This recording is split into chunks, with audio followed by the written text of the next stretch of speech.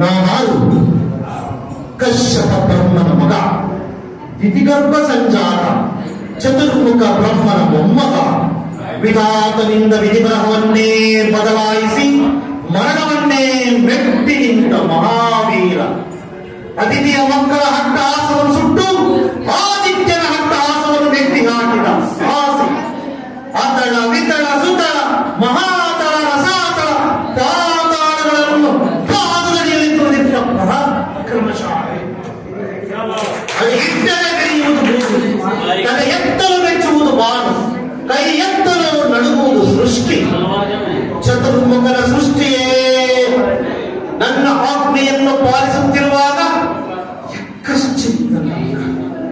ನಾನ್ ಜನ್ಮ ಕೊಟ್ಟ ಕುಮಾರ, ನನ್ನ ವಂಶವನ್ನು ಬೆಳಬೇಕಾದ ನನ್ನ ಆಶಾ ಜ್ಯೋತಿಯಿಂದ ಇಂದು ನನ್ನ ಮನಸ್ಸಿಗೆ ನೆಮ್ಮದಿಯಿದ್ದರೆ ಇದೊಂದು ಬದುಕಿ, ಇದೊಂದು ಜನ್ಮವೇ, ಇದೆಂತಹ ದುರ್ವಿಧಿ, ಇದೆಂತಹ ದುರ್ವಿಧಿ.